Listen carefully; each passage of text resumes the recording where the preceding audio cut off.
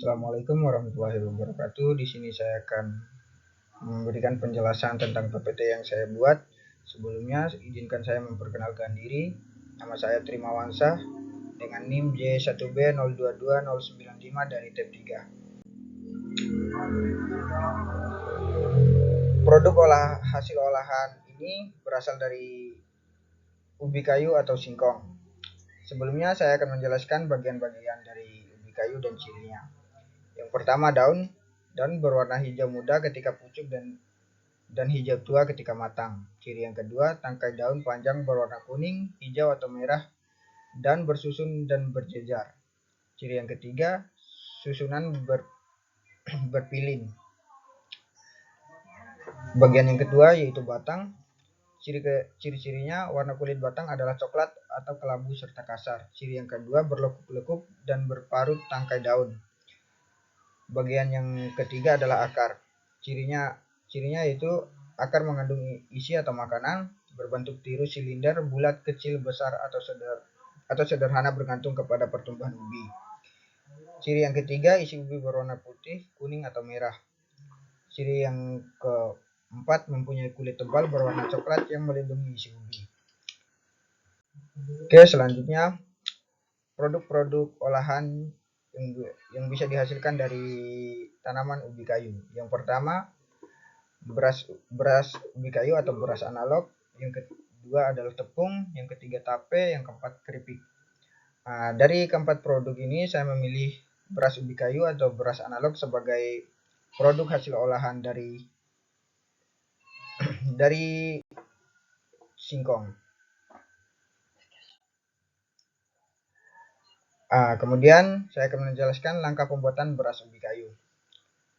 Yang pertama, siapkan bahan untuk membuat beras analog dari ubi kayu. Yang kedua, dimasukkan bahan ke dalam mesin pengolahan. Yang ketiga, kemudian mesin mengolah tepung ubi kayu menjadi beras analog. Yang keempat, apabila sudah menghasilkan produk akhir yaitu beras analog, produk tersebut didinginkan terlebih dahulu sebelum dikemas. Selanjutnya saya akan menjelaskan komponen-komponen mesin dan skema kerja mesin. Yang pertama, mixer, mencampur tepung ubi dengan baik dan mengubah kelembapan dengan baik.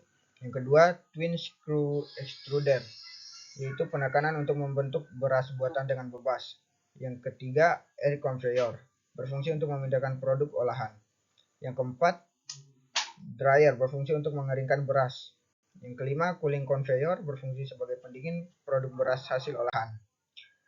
Kemudian selanjutnya skema dari tahap-tahap pengolahan tersebut. Yang pertama, mixer, kemudian menuju ke twin screw extruder, kemudian menuju air conveyor, kemudian produk olahan menuju ke dryer, kemudian produk olahan menuju tahap akhir yaitu cooling conveyor. Spesifikasi dari mesin ini yaitu sumber energinya berasal dari listrik, kapasitasnya 100 kg per jam sampai 1200 kg per jam. Untuk tegangannya 380 volt dan spesifikasinya 1100 cm dikali 220 cm dikali 300 cm. Untuk rumus atau aspek teknisnya, parameternya kadar air, energi mekanik masuk yaitu GME atau gross mechanical. Yang kedua, spesifikasi mekanikal. Rumus GME yaitu daya dalam kurung kW per jam dibagi laju air massa dalam kurung kilogram. Sedangkan rumus SME sama dengan power loaded dikurang power empty dibagi dengan laju air massa. Untuk waktunya yaitu dengan rumus T sama dengan M besar per M kecil.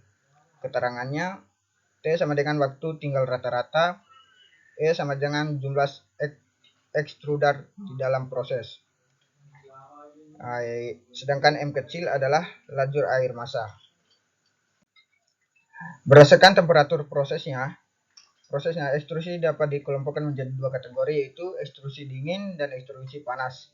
Kedua proses mengalir adonan yang terbuat dari komponen utama tepung, aditif dan air melalui barrel extruder. Ekstrusi panas menggunakan temperatur tinggi di atas 70 derajat Celcius yang diperoleh dari pemanasan khusus dalam kurung steam atau pemanasan listrik dalam kurung elemen yang dipasang mengelilingi barel dan friksi antara bahan adonan dengan permukaan barel dan skru. Pemanasan dan kompresi ini menyebabkan terjadinya proses gelatinasi baik secara parsial maupun total, sedangkan ekstrusi dingin merupakan proses yang sama tetapi digunakan untuk membuat pasta tanpa menggunakan input energi panas tambahan dan hanya mengandalkan panas yang dihasilkan oleh proses friksi atau temperatur rendah di bawah 70 derajat Celcius. Mungkin itu saja hasil PPT yang saya kerjakan. Sekian dari saya, wabillahi taufiq wal hidayah. Wassalamualaikum warahmatullahi wabarakatuh.